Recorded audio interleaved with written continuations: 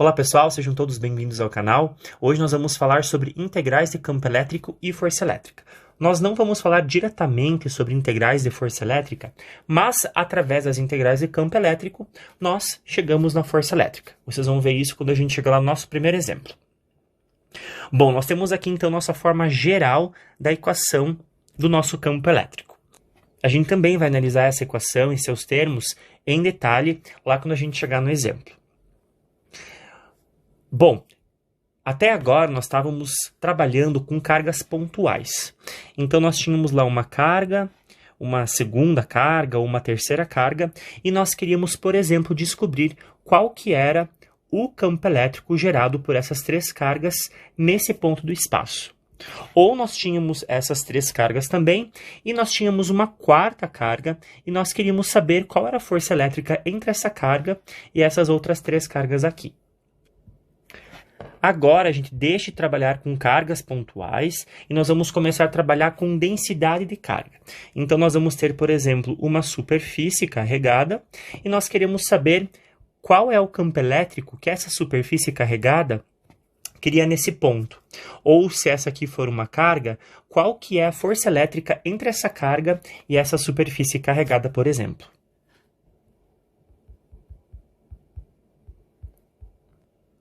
Para isso, nós vamos usar três tipos diferentes de densidade de carga ao realizar integrais de campo elétrico. Isso vai depender da geometria do nosso problema. Então, a gente pode ter uma densidade de carga linear, que vai ser dado pelo lambda, que vai ser quando as cargas estão distribuídas ao longo de um fio ou de um arco. Pode ser, por exemplo, também um meio arco. Então, nós vamos ter aqui as nossas cargas distribuídas ao longo de um fio ou ao redor de um arco. Lembrando que agora nós podemos ter cargas não uniformes. Isso quer dizer que um problema, por exemplo, pode trazer um arco para a gente com mais cargas desse lado do que esse lado aqui. Nós também temos densidade de carga superficial, que vai ser dado pelo sigma, que vai ser quando as cargas estão distribuídas em uma superfície.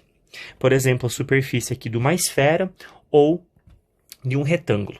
E também vamos ter a densidade de carga volumétrica, que é dada pelo ρ, quando a carga está distribuída em um volume.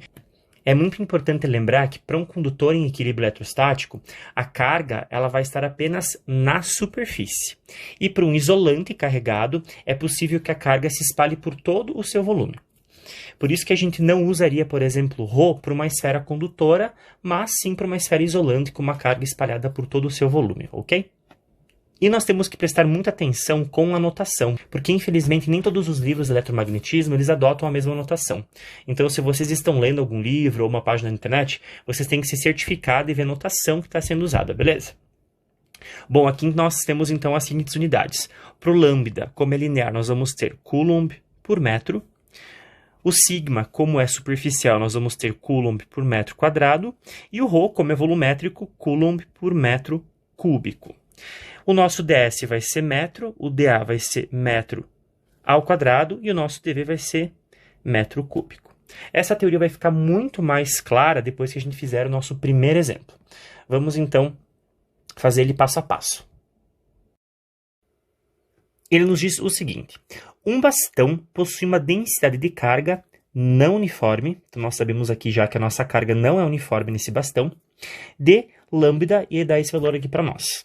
Os pontos são esses dois aqui. O beta e o L são constantes. O bastão possui uma carga positiva, Qzão.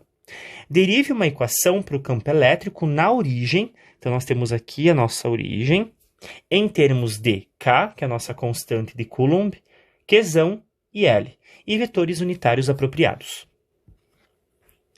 Então, nós temos aqui embaixo o nosso desenho. Aqui nós temos a representação do nosso bastão carregado.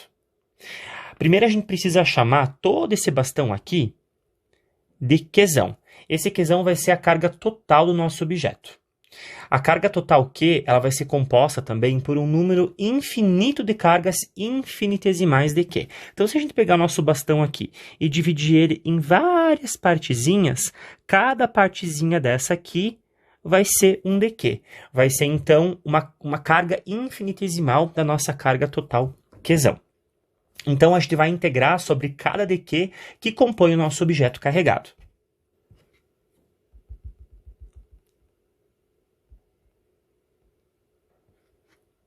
Vamos deixar isso aqui, então, mais legal. Então, nós sabemos que aqui nós temos o nosso Qzão.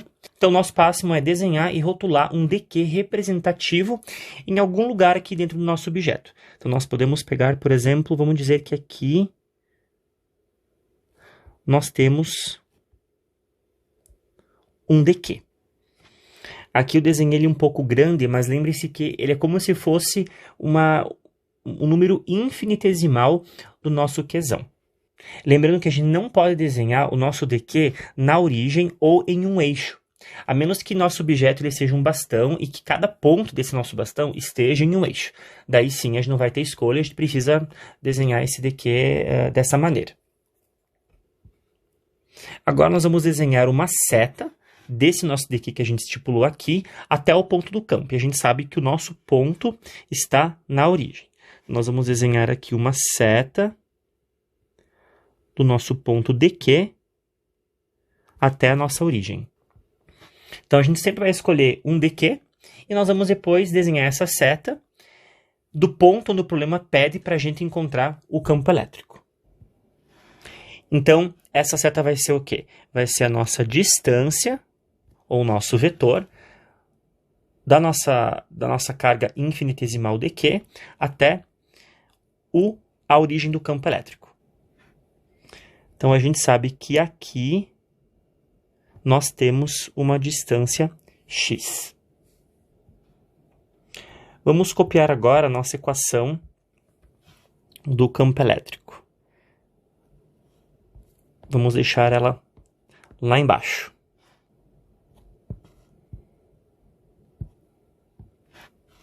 Bom, o nosso R aqui é a distância, e esse R chapéu aqui é um versor, ou um vetor unitário, que aponta de cada dq para o ponto do campo elétrico.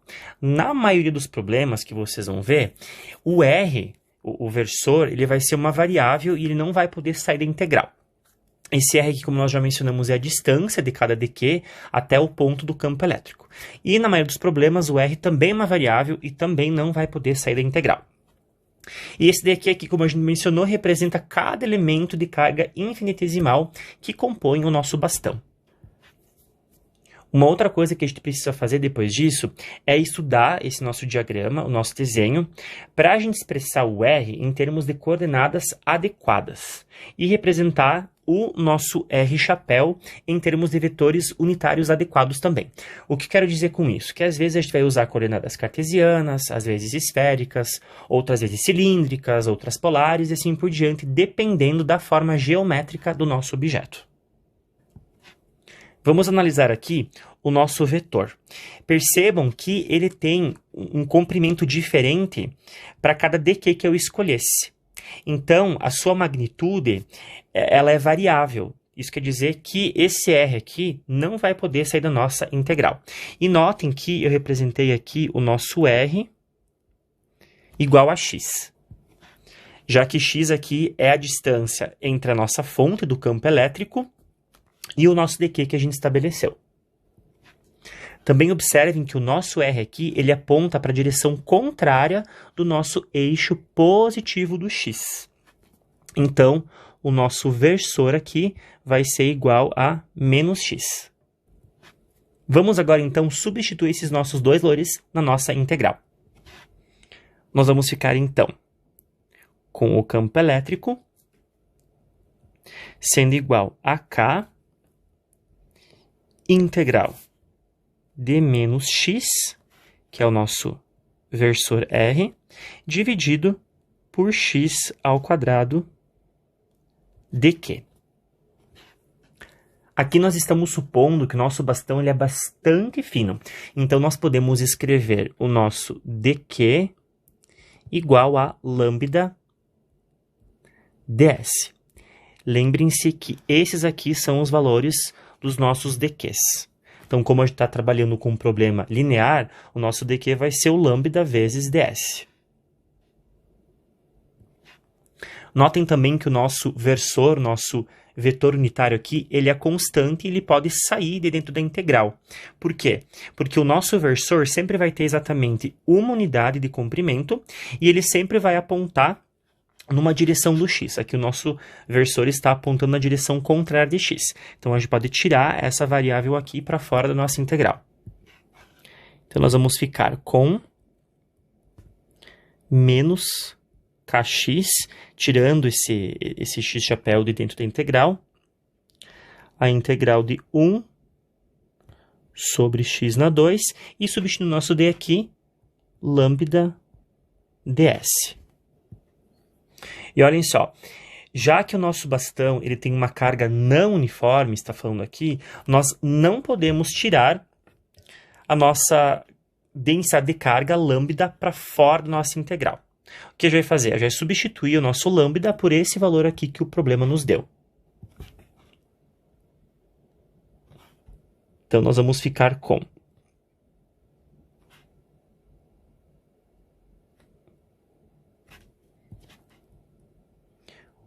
1 sobre x ao quadrado, beta, x na 2, ds. Nós sabemos que o nosso beta aqui, ele é constante, e esse x na 2 vai cancelar com esse x na 2 aqui. Então, nós vamos ficar com a seguinte integral.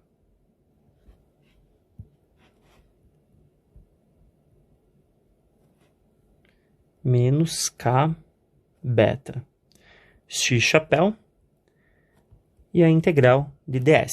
Já simplificou bastante o nosso problema. E agora há pouco eu mencionei que a gente tem que estudar o nosso diagrama para a gente expressar, então, o nosso problema nas coordenadas adequadas. Como o nosso problema aqui, a gente tem um bastão que está deitado no eixo do x, nós podemos trabalhar com as coordenadas cartesianas.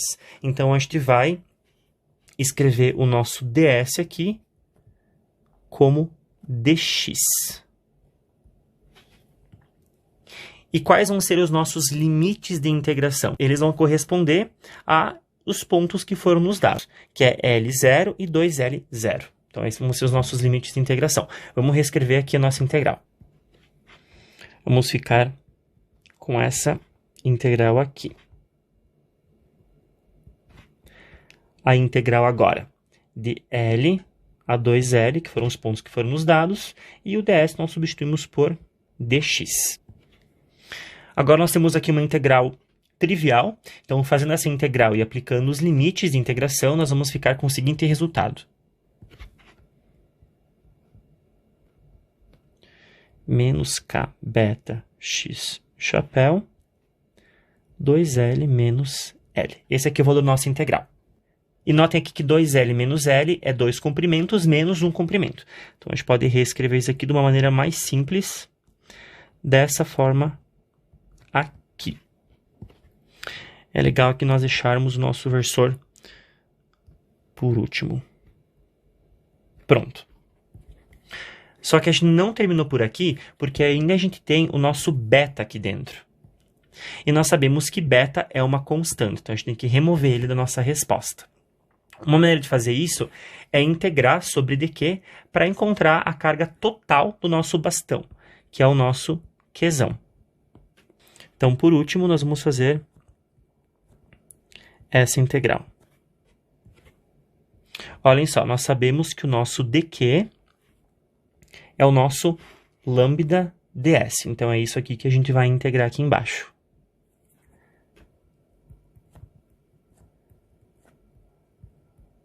E nós sabemos o valor de lambda, que é beta x ao quadrado ds.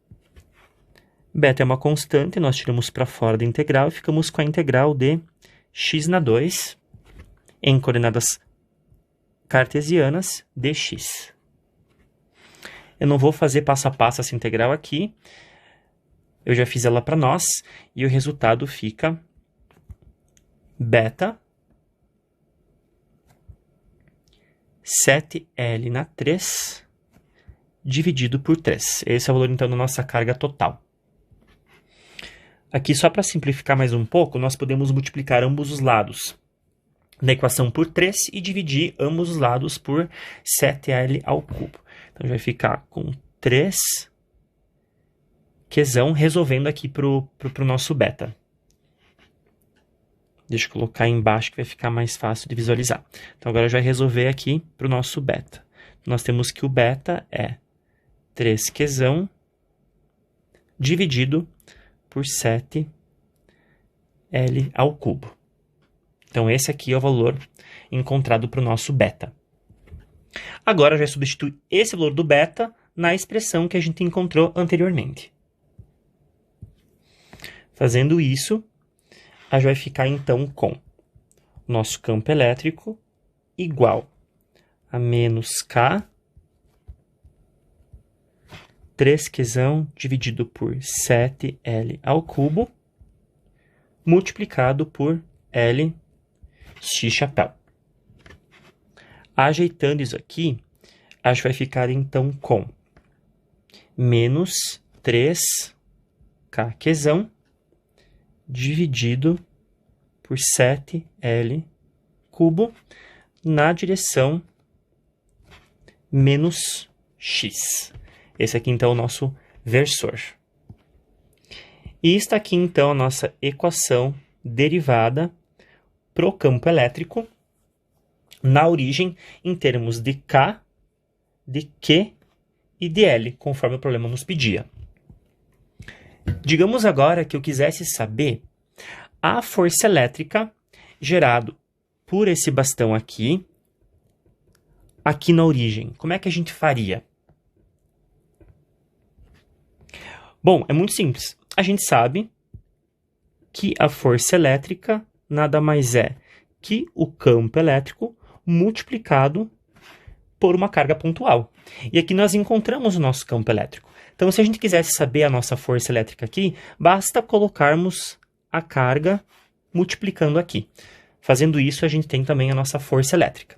Por isso que eu falei no começo do vídeo que, encontrando a integral do campo elétrico, nós chegamos muito fácil também na força elétrica. Basta adicionarmos uma carga aqui na nossa expressão e nós também encontramos a nossa força elétrica.